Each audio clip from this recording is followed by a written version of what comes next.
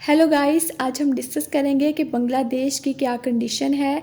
यहाँ की prime minister Sheikh Hasina वो कहाँ गई हैं, उन्होंने रिज़ाइन क्यों किया, यहाँ प्रोटेस्ट कौन कर रहा है और क्यों कर रहा है।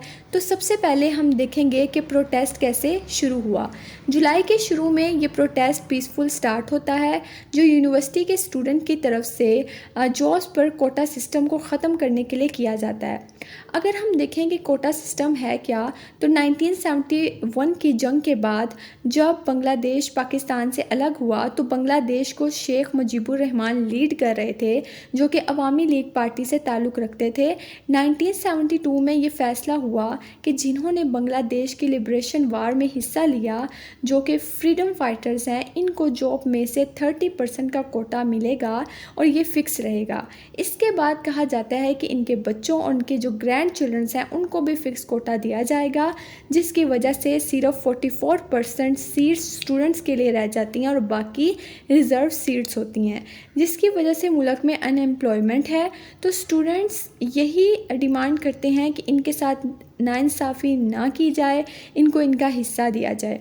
2013 में भी एक ऐसा प्रोटेस्ट होता है, फिर 2018 में भी, लेकिन तब शेख हसीना जो है वो कोटा सिस्टम को ख़त्म करती हैं, लेकिन फिर अदालत फ़ैसला करती है कि कोटा सिस्टम जो है वो स्टार्ट किया जाएगा और फिर एक नई एहतजाजी तहरीक शुरू होती है, जो कि आहिस्ता आहिस्ता जो है वो वाइडर हो जाती है।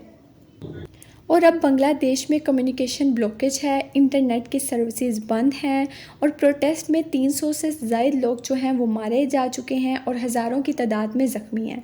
अगर हम बात करें बांग्लादेश की, तो यहाँ पर डेमोक्रेसी नाम की है।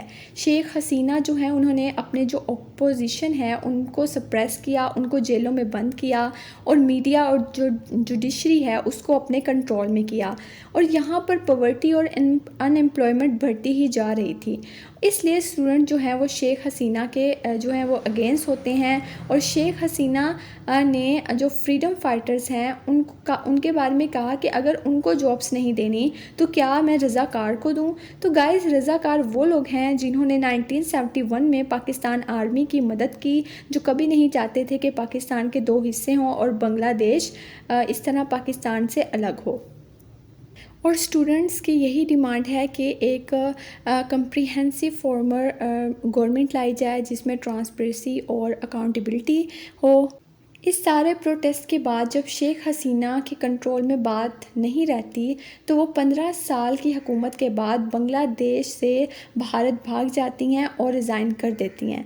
और इस वक्त मुल्क में आर्मी कर्फ्यू है और अब बांग्लादेश की former prime minister Khaleda Zia को रिलीज़ कर दिया गया है, जिन्होंने 2014 और 2024 के इलेक्शन से बायकॉट किया था, जिनका कहना था कि शेख हसीना के अंडर जो इलेक्शंस हुए हैं वो उनसे बायकॉट करती हैं, क्योंकि उनके अंडर कभी भी इलेक्शन फेयर नहीं हो सकते, जिसकी वजह से शेख हसीना ने इन्हें कैद करवा दिया था और अब इन्हें रिलीज़ किया गया है।